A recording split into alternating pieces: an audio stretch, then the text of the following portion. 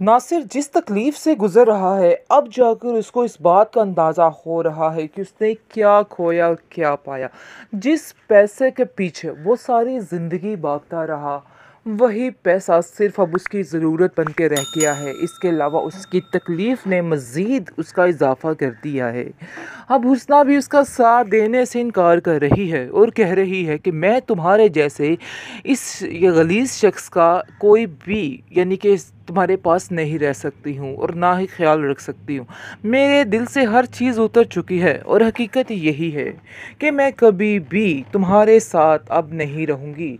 इसको सुनकर वो कहता है कि तुम मुझे इस हाल में कैसे छोड़ सकती हो। आगे से उसने कहती है कि तुम इसी काबिल हो कि तुम्हारे साथ ये सब कुछ किया जाए। मैं बहुत ज़्यादा शर्मिंदा हूँ कि मैंने आखिर ऐसा क्यों किया। तुम्हारा यकीन करके तुमसे शादी नहीं करनी चाहिए थी। लेकिन अब जाके नासिर को इस चीज़ का एहसास होना शुरू हो चुका है और नासिर जो है वो गिर जाता है और कहता है कि मैं हरीम से माफ़ी मांगना चाहता हूँ और चाहता हूँ कि मैं उससे माफ़ी मांगूँ ताकि मेरे दिल का बोझ हल्का हो जाए। मेरे दिल पे जो बोझ है वो सिर्फ़ और सिर्फ़ उससे माफ़ी मांगने पर ही हल्का होने वाला है। वैसे मुझे अज़ियत ही रहेगी। आगे से उसकी माँ कहती है कि बेटा तुमने आखिर ऐसा क्या काम कर दिया है कि तुम्हारे दिल पे बोझ उतरने का नाम नहीं ले रहा। आगे से हुस्ना उसको सारा कुछ बता देती है और कहती है जी ये है आपके बेटे की तरबियत जो आपने की है, जो सामने आ रही है। काश आप उसकी थोड़ी सी तरबियत कर लेती तो सब कुछ ठीक हो जाता। ऐसा कभी भी ना होता जो हो रहा है। वो आगे से कहती है कि तुम कैसी फजूल बकवास कर रही हो, कैसी बातें बना रही हो मेरे बेटे के बारे में। मेरा बेटा ऐसा नहीं है।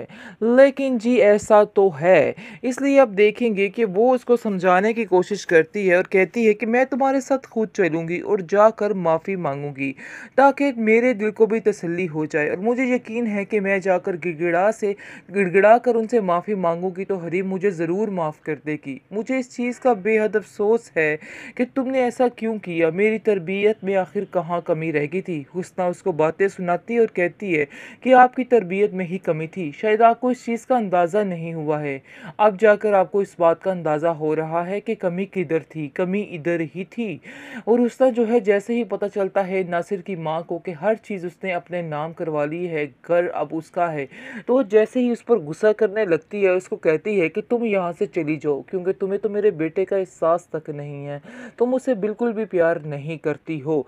आगे से वो उसको कहती है कि मैं नहीं, अब आप लोग इस घर से जाएंगे क्योंकि ये घर मेरे नाम है और आपका बेटा ठहरा यानी कि वो कुछ भी नहीं कर सकता है मेरे बारे में। ये घर उसने खुद मेरे नाम कर दिया है, इसलिए मुझे आइंदा से घर की धमकी मत दीजिएगा। ये घर मेरा है और मैं ही इधर रहूँगी। ये बातें सुनकर उसकी माँ बहुत परेशान हो जाती है और कहती है कि आखिर मेरा बेटा इतनी कमकली कैसे कर सकता है, कैसे किसी के साथ इतना बड़ा धोखा कर सकता है। उसने इतनी कमकली की कि घर ही इस नागिन के नाम कर दिया। शदीद गुस्से में आ जाती है उसकी माँ और कहती है कि काश मैं हरीम को ही इस घर में ले आती। मुझे तो इतना शदीद अफसोस है कि मैंने क्या कर दिया, मैंने तो हीरा खो दिया। आगे से उसना कहती है कि आप लोग इस काबिल नहीं थे कि हरीम जैसी लड़की इस घर में आती, इसलिए बेहतर यही है कि ये ख्वाब सजाने छोड़ दें और इन बातों को अपने जहन से निकाल दें क्योंकि ऐसा तो होने वाला नहीं है और ना ही हो सकता है। पहले अपने बेटे की तरफ देखिए कि वो क्या गुल खिला रहा है और क्या कर रहा है। आपको इन बातों पर ध्यान देना चाहिए। अब उसकी शादी की बातें छोड़ दे और जाकर उसका पहले इलाज करवाएं। जो कुछ उसने किया है वो आज भुगत रहा है और सबको ये चीज़ दिखाई दे रही है, लेकिन शायद आपको इस चीज़ का अंदाज़ा नहीं हो रहा कि उसने क्या किया है और क्या नहीं किया है। लाइबा दिल ही दिल में फैसला कर लेती है कि वो फाइज और हरीम को मिलाकर ही दम लेगी क्योंकि वो जानती है कि अगर ऐसा ना किया तो उसकी सारी ज़िंदगी दांव पर लग सकती है, बल्कि लग चुकी है। और ये सब कुछ इस वजह से ही हुआ है क्योंकि उसकी माँ ने सबकी ज़िंदगी अजीरन कर रखी थी और वो समझती है कि ये उस चीज़ की ही सज़ा है। लेकिन उसकी माँ अभी तक ये समझने का नाम ही नहीं ले रही और अभी तक वो यही कह रही है कि नहीं, ऐसा नहीं हो सकता, कभी भी हरीम और फाइज एक नहीं हो सकते। ये ज़िद उसने ठान के रख ली है। अगर अब देखेंगे कि लाइबा जो है जैसा कि कहती है हरीम को कि मैं यही चाहती हूँ, लेकिन हरीम कहती है कि मैंने सब कुछ अपने खुदा पे छोड़ दिया। लिया है। मुझे किसी बात से कोई कर्ज, कोई लेना देना नहीं है। मैं नहीं जानती कि क्या होने वाला है, लेकिन जो होगा बेहतर ही होगा। वो उसको ऐसा कह के बंद कर देती है फ़ोन, लेकिन वो बार-बार वकास जो है कॉल करके हरीम को परेशान कर रहा है और उसको कहता है कि मेरी लाइबा से बात करवाओ, मैं लाइबा से माफ़ी माँगना चाहता हूँ। इसको सुनकर वो कहती है कि हाँ, मैं तुम्हारी बात तो करवा दूँ, लेकिन ऐसा ना हो कल को फिर तुम उसका दिल तोड़ो और यहाँ से चले जाओ। मैं ऐसा हरगिज़ बर्दाश्त नहीं करूँगी। आगे से आप देखेंगे कि वकास उसको कहता है कि उन लोगों ने आपके साथ क्या कुछ नहीं किया, लेकिन फिर भी आपके दिल में उन लोगों के लिए इतनी मोहब्बत है, तो आप कितनी अच्छी हैं, लेकिन उन लोगों ने आपको पहचाना ही नहीं।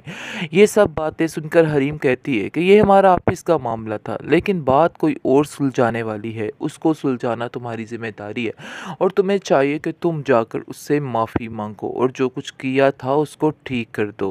आगे से आप देखेंगे कि वकास की ये सारी बातें बताती है लाइबा को और लाइबा को कहती है कि तुमसे मिलना चाह रहा है वकास, और कहता है कि मैं सारी बातें क्लियर करना चाहता हूँ। लाइबा जो है वो कहती है हाँ ठीक है, मैं इस चीज़ की हामी भरती हूँ, ऐसा ही करना चाहिए। जैसे ही आप देखेंगे कि दोनों मिलते हैं तो काफ़ी फड्डे क्रिएट होते हैं। वो उसको कहती है कि आखिर क्या वजह थी कि तुमने ऐसा किया? एक पल में तुमने अपनी माँ के कहने पे हर चीज़ ख़त्म कर दी। तुम्हें ऐसा नहीं करना चाहिए था।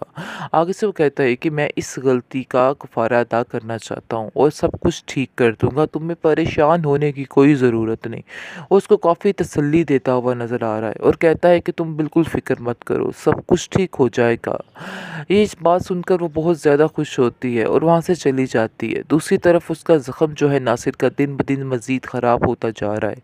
उसकी हालत बिगड़ती जा रही है। हुस्ना तो जैसे जान चुकी है। वो उसको कहती है कि असल वजह ये है कि तुमने जो बीज बोया था आज वही काट रहे हो। तुमने जो कुछ किया था हरीम के साथ, ये सब कुछ तुम्हारे आगे आ रही हैं। काश तुम्हें इन बातों की समझ आ जाती तो बहुत अच्छा हो जाता। मुझे यकीन है कि अभी भी तुम सब कुछ ठीक कर लोगे। सबको जाकर बताओ हरीम की हकीकत कि हरीम ने ऐसा कुछ भी नहीं किया, फिर जाकर तुम्हारा दिल का बोझ जो है वो हल्का हो सकता है, वरना कुछ भी नहीं होने वाला है। जिसको सुनकर वो आप देखेंगे कि नासिर कहता है हाँ ये बात तो है, मैं भी यही चाहता हूँ कि अब सारी चीज़ें खोल कर सामने ले आऊँ, क्योंकि मैं भी इस तकलीफ़ से तंग आ चुका हूँ और मुझे यकीन है कि ये सारा कुछ इसी बात का नतीजा है कि जो कुछ मैंने किया है, और आज मुझे इस चीज़ का एहसास भी हो रहा है। मैं जाकर सारी बात बताऊंगा, चाहे जो मर्जी हो जाए। अपनी जान पर खेल कर ये सब कुछ बता दूंगा। आगे से उसना बहुत खुश होती है और कहती है हाँ तुम्हें ऐसा ही करना है, क्योंकि वो अब चाहती है कि ये सारे जो उसके स्यापे पड़ चुके हैं वो ख़त्म हो जाएं। वो भी तंग आ चुकी है इन लोगों से, क्योंकि जब कि वो आई है इस घर में उसको सिर्फ़ और सिर्फ तकलीफ़ें ही मिली है। तकलीफ़ों के अलावा उस लड़की ने कुछ भी यहाँ पे नहीं झेला है। इसलिए अब वो चाहती है कि बस ये इंसान भी माफ़ी मांग ले ताकि इसको भी कोई सुकून की मौत आ सके। ये बात वो उसको बार बार समझाने की कोशिश भी कर रही है।